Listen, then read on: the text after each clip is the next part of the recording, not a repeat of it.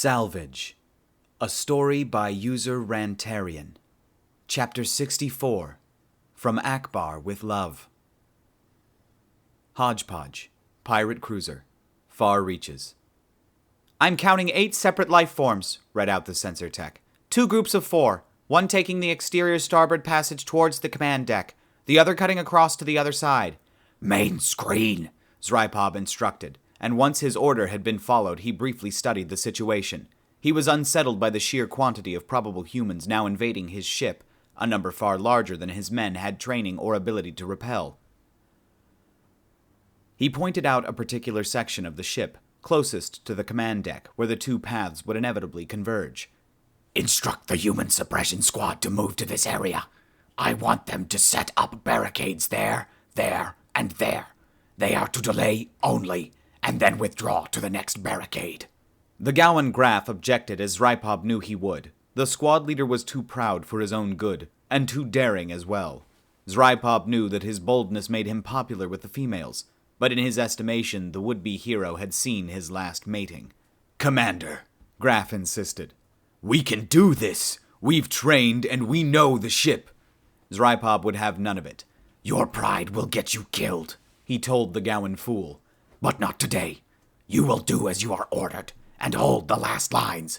And if you feel you are incapable of following this order, I shall promote somebody who is." One final glare of defiance from Graf, and the squad leader was gone to do his duty, and Zrypov could turn his attention back to the situation at hand. One group of the insurgents was making their way to one of the larger traps, while the other was on target for the hot zone. That idea had been adapted from one of Adrian's defenses aboard the Zadrsil, and with Jen's input, refined into something truly nasty indeed. "Now," he said, switching the feed on his datapad to show what was coming in from the hovercams in each area. "Let's see who gets the first taste of the fun." Sergeant Valeri Markovich led his 3 men down one of the cross-ship corridors in an effort to reach the other side. That was a distance of nearly 150 meters, and it was straight and as quiet as the grave. It was too quiet by half, and Valeri was unnerved. No ship he'd boarded thus far, and no facility he'd raided had been so without resistance. He knew that something was up, and in spite of his bet with Captain Kaminsky, he was not hurrying. Valeri trusted his instincts, and he wasn't going to put men in danger over a bottle of vodka, and as a result they were stopping at each and every door. And there were a lot of doors. The smooth white walls of the corridor were frequently interrupted by the gray rectangles, and every 3 doorways the corridor was crossed by service passages and encircled by structural reinforcement. There'd been all of that aboard the frigate, and as a result Valeri had an eerie sense of familiarity with the ship he was now boarding. The layout was more expansive, but so familiar that he thought he knew it already. The captain's voice came over the radio. "Sergeant Markovich," he said, "make sure you destroy any drone you see. Pasternak is dead." Valeri quickly glanced around for any drone in the area, but he saw none. If one had taken down Prokopy, it didn't matter how, only that the same didn't happen to the rest of them. "Understood," Valeri responded grimly. "Thanks for the warning." He switched over to his team. "Any drone you see, destroy it on sight. The captain advises they are dangerous." His men showed their understanding. They didn't stop moving, but they sure as hell started paying more attention than they had before. Hopefully one loss would be all it took to see them through. "Service passage coming up," Bogomolov advised. He was about 4 meters ahead of Valeri, and 2 ahead of Sokolov, and took cover at the corner. The rest of them slid in behind him, and waited for the all-clear, while Bogomolov risked a glance around the corner. "Nothing," he grunted, almost in disappointment. None of them wanted a firefight, but it didn't feel right with nothing. "Keep moving," Valeri instructed, and that was when it all went to shit. Bogomolov stepped out into that corridor, and fell away to his right with a shocked gasp, followed swiftly by a god-awful scream. Valeri hurried to look after him. He stuck his head around the corner and felt the heavy tug of gravity pulling him towards the corridor's distant end.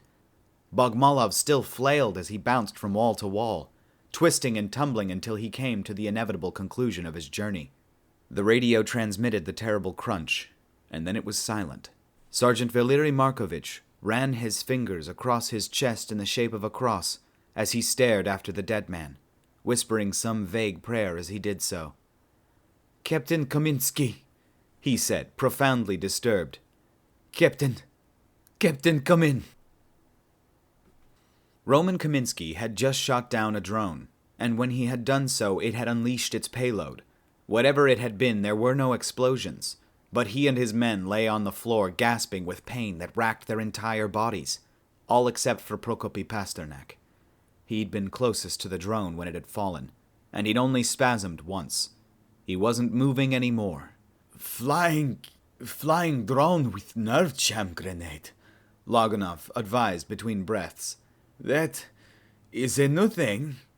They'd been briefed about those by the officials of the Kelsey Alliance who had received them into their joint operation.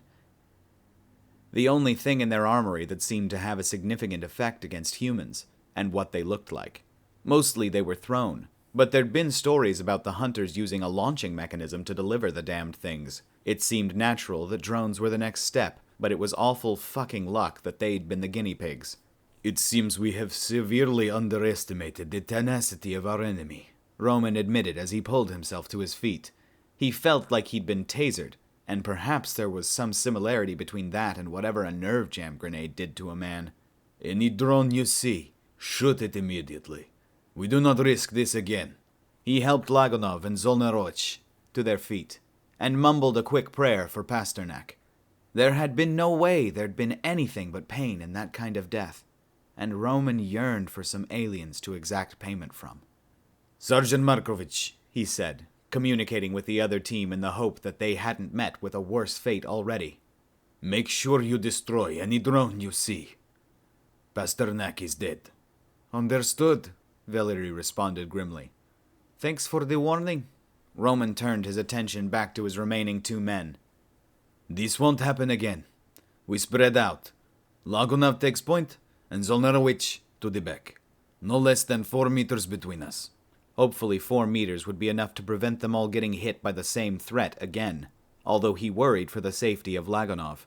If another of those altogether too silent drones came out, they would need to destroy it immediately, or risk Lagunov joining Pasternak in the hereafter. Lagunov moved ahead with renewed caution, and they slowed their pace to match. All eyes were peeled for the sudden, speedy motion of the nerve jam drones, so much so that Roman nearly missed the turrets spinning out from the floor.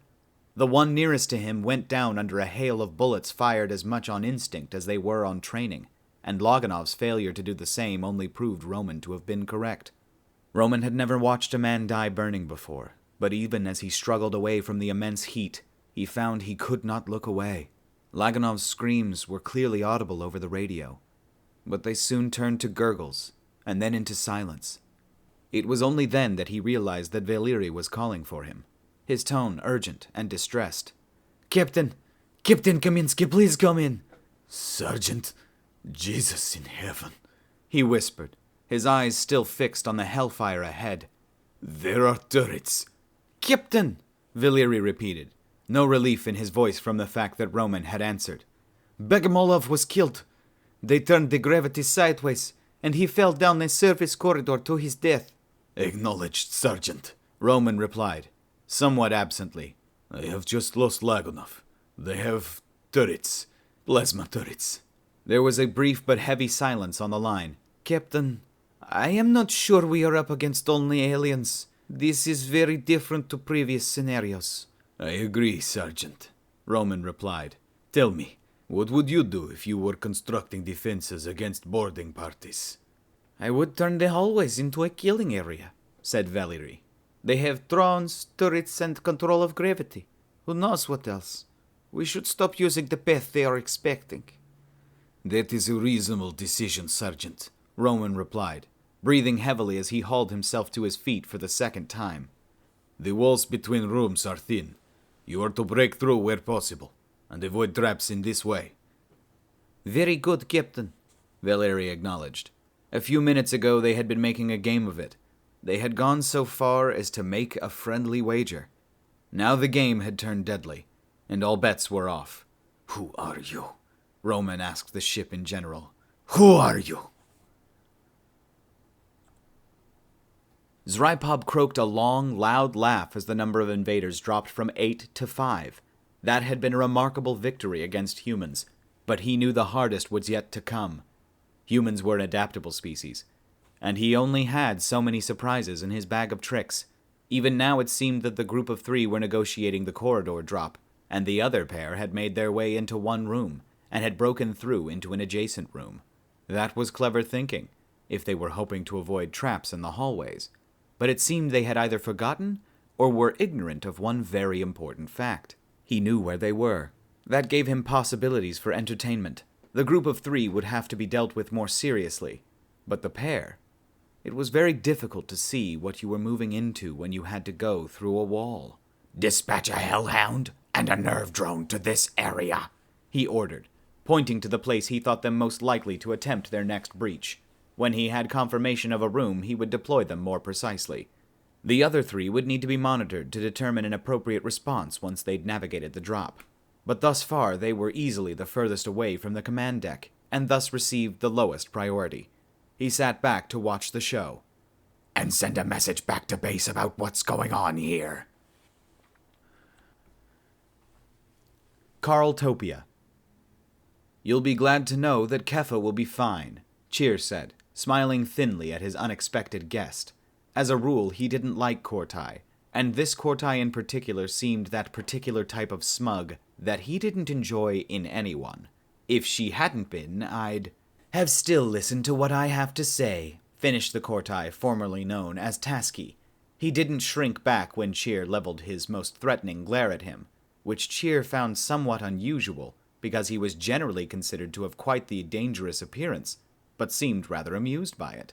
"Adrian said you were quite the character." Cheer froze, his thoughts about what to do with this Kortai bastard falling over themselves into an ungracious heap. What did you say?" The pieces fell into place even as he said the words. Injured people, unconscious woman who had apparently been strangled, and a very perturbed Kortai doctor. "Nadria," he said. "That Latin pig again?" "I believe you mean pig Latin," the Kortai corrected. "But you have the understanding I was looking for. Is this room safe for us to talk in?" "It's my office," Cheer replied testily. "Of course it's safe." He trailed off as the Kortai held up what was obviously some sort of surveillance device, now destroyed, and tossed it onto the desk. "Yes, I can see that." Cheer stared at the object on his desk. "Where did you—" The Kortai smiled wanly. "There was one in the light above your desk, but that one came from the more accessible location of your window frame." Cheer looked in both of those directions, and saw the damage that had been inflicted upon his window. Then he looked up in considerable horror. "Someone is listening?" "Was listening," the Kortai replied. "Perhaps I should introduce myself. I am Askit, and I am the most useful person you will ever meet." "Askit," Cheer repeated, trying to recall where he'd heard the name. It only took a moment to recall Dara's complaints on the matter. "You're the one who stole Jen's lander. You were there on Erbzerk." The Kortai currently named Askit seemed genuinely amused by that accusation. "Technically, I was just there when the lander was stolen. My companion, now unfortunately deceased, was the one committing the actual theft." "And I've just received a report that somebody has borrowed Kepha's ship," Cheer replied. He was glad the girl was still unconscious, because he was not looking forward to telling her about that. "Am I correct in assuming that was Adrian?" "You are," Askit confirmed. "He would have stuck around, but there was a female to save, and there's at least 2 armies who currently want him dead. Right now, they think he is. So it's better if that sort of information stays between us." "The Hunters and the Hierarchy?" Cheer guessed. He knew from what Herbiter had told them about the situation that Adrian had gone up against them. That guess must have been right, because Askit looked happily surprised as he said it. "You're clever. I'll give you that, Gowan. We barely survived an encounter with them, rode their starship around the edge of a singularity, and only narrowly lived to tell the tale. Apparently that was around 6 months ago." Cheer listened as the Kortai explained everything that he and Adrian had been through. The disappearance of Jen, most likely back to Cimbrian, and Herbiter's death along with that of the Kelsey fleet. It seemed so fantastical, that it had been difficult to think of any reasonable questions to ask. And every time he thought of something, the little Kortai would quickly explain it and move on to the next part of the story. "So the reason you've remained here instead of going with Adrian was to keep an eye on Dr. Gersnik?" Cheer asked, making sure he understood. Herberter had never admitted to being in charge of Gersnik while he was with them, but Herberter hadn't exactly been the sort to tell all of his secrets. If Asket was correct, and Gersnik was still advising someone other than Herberter about the goings-on in Karltopia, that meant they could all be in serious trouble. "You are correct," Asket confirmed. "I will be ensuring his communications with his masters meet with my exacting standards." Cheer frowned. "You're going to edit them, aren't you?" "That is what I do, Base Commander," Asket replied. "Now we have to figure out who was placing listening devices in your office." "Surely it was Gersnik?" Cheer asked. "If he's been—" Asket was already shaking his head. "I don't believe it was, or I'd have found some indication of that in his messages." There was a beep on the office line, and Cheer excused himself for a moment. "What is it, Layla? I'm busy here." "Message from Commander Zrypov," she replied. "I'm forwarding it to your datapad. High priority." The message notifier was flashing even before she'd finished talking, and Cheer cast a quick eye over it before handing it over to Asket for his input. "Know anything about that?" Asket looked over it and tilted his head in a slight shrug. "Apparently the Kelsey Alliance has formed an agreement with one of the factions on Earth. Perhaps they came from them." "The answer is no, then?" Cheer asked, studying the Kortai dubiously.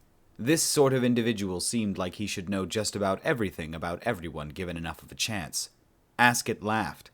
A Kortai laughing? And shook his head. "I've just been in stasis for 6 months. It seems a lot has happened." "Indeed," Cheer said with a sigh. It seemed as though his entire life had changed in that time. "Is there anything else?" "Just one thing, Base Commander," Asket said with a slight but curious hesitation. "The name Karltopia." We're looking to change it," Cheer grumbled, rubbing his brow. "It's just been a lot more argumentative than I would have hoped." "Yes, well," Asket said, a little awkwardly. "Perhaps that's because you haven't yet considered Asketoria." Hodgepodge, pirate cruiser, far reaches. Roman put his shoulder into it, pushing against the wall with all of his might until it budged. They were running low on thermite paste, and soon they would need to switch to using actual explosives to breach the walls between rooms. But for the moment their plan seemed to be working. "Push!" he ordered Zolnerowicz, and they shifted the wall section together. It moved slowly at first, but then gained speed and fell into a heap in the next room while they staggered around for their footing. "Check the corridor," Roman said as he took stock of the room they were entering. Nothing much of use as was becoming the norm, but there was also the fact that nobody else had died yet. "Sergeant," he said, "status report." "Stuck in a mostly non-lethal trap, Captain," Valeri responded, heavy strain tugging at his voice. "Gravity has been maximized, and is shifting between walls and the ceiling. We are traversing this corridor by rope, in case of another sudden drop." "The rooms seem clear of traps," Roman advised him. "We're making our way to the third breach, and have yet to encounter any." "Understood, Captain," Valeri replied, sounding like he was speaking through gritted teeth. There was a sudden curse and a thud. "Sorry, Captain.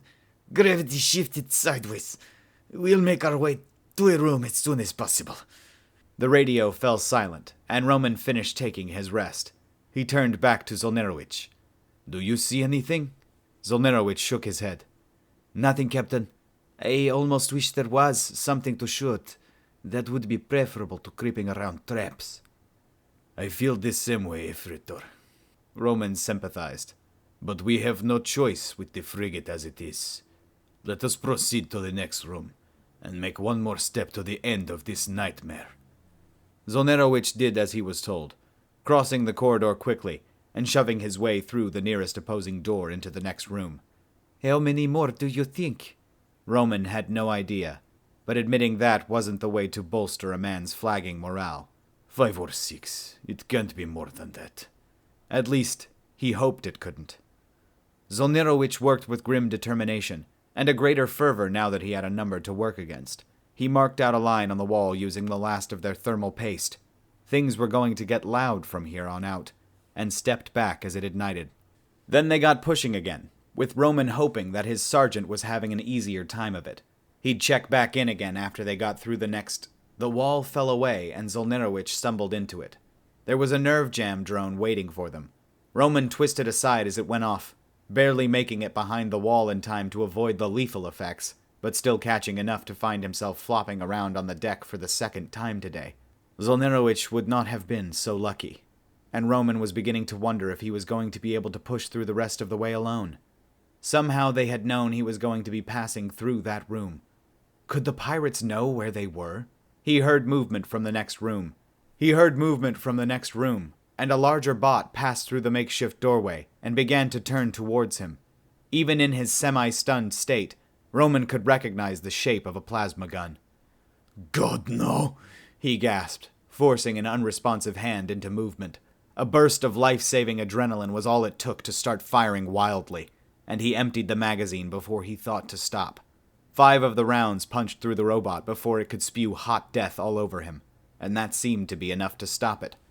Whatever was running the robot had been broken, and it crashed to the ground in a heap of torn metal and escaping gases. Fuck,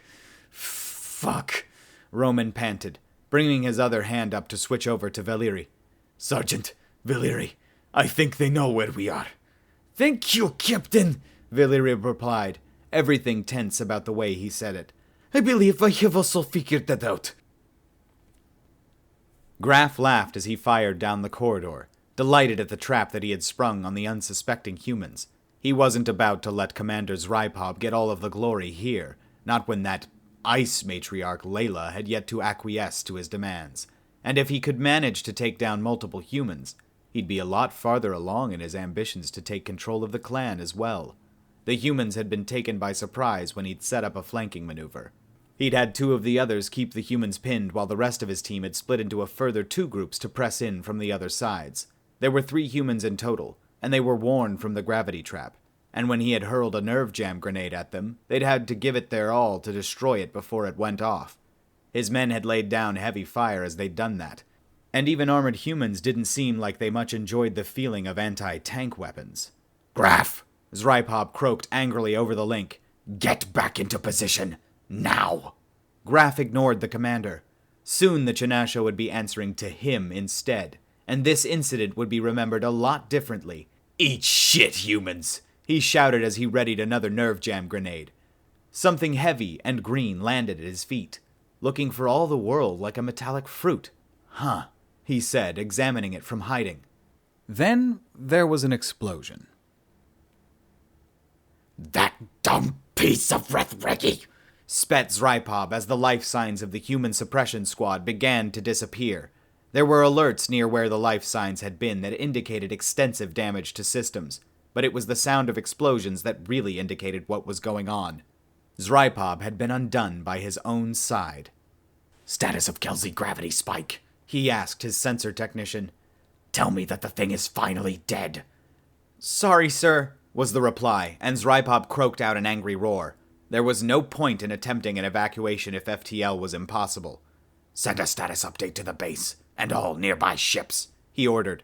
Continue assisting with drones, and await my further instruction. The command crew looked at him in concern, as though they suspected, and quite rightly so, that he was abandoning them. He reassured them of his swift return as he busied himself suiting up, and stepped into the command deck's own life pod. I will return once the frigate's spike has been dealt with. He stepped into the life pod in spite of their protests, and switched command control of the Hodgepodge over to his datapad. Hodgepodge, he commanded, from the safety of the life pod, taking a seat as it ejected into the void between ships. Set silent self-destruct for 60 minutes. He watched the initial stages of the countdown with grim satisfaction, and then turned the life pod to an approach on the frigate. There was another benefit to having served across a range of vessels owned by a range of species. He knew exactly where the gravity spike system was located on all of these things. The 5 Fingers. Pirate salvage vessel. Far reaches. The communicator light started flashing red, catching Adrian's eye. He reasoned that there weren't a lot of things that were supposed to flash red, and when they did, he gave them the attention that they needed. Right now, the red light was indicating an emergency message, and just in case it was intended for him, or was at least very interesting or important, he activated it.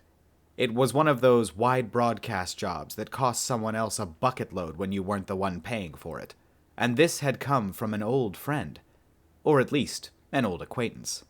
Human soldiers, He read, and then read again. It looked as though the hodgepodge was in trouble, that Zrypob was in trouble, and from all indications, he was only about 20 minutes out of the way. He considered it, even though he already knew what he was going to do. It was going to be a bad decision. He already knew that much, and he also knew that it was probably going to drop him right back into the shit again. But it was Zrypob calling, and he was only 20 minutes out. fuck me.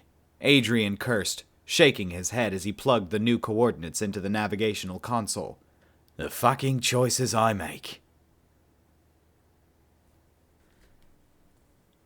All right, guys, that's going to do it for this one today. I am done with my management training finally, guys. I am now going to start interviewing here soon. I might get moved before Christmas. It just depends.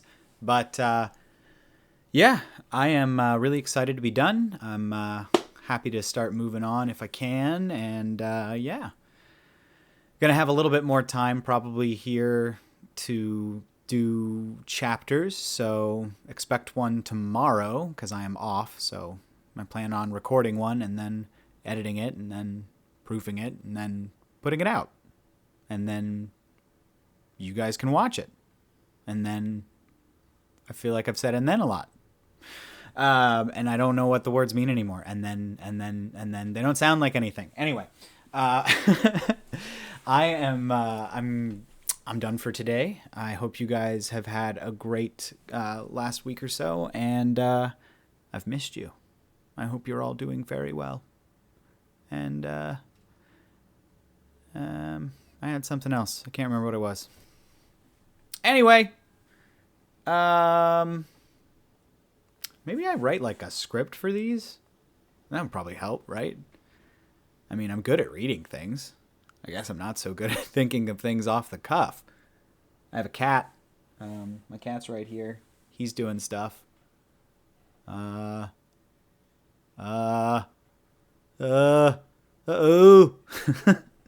Anyway, guys, I hope you have a fantastic rest of your day, and I will see you again in the next one. Bye!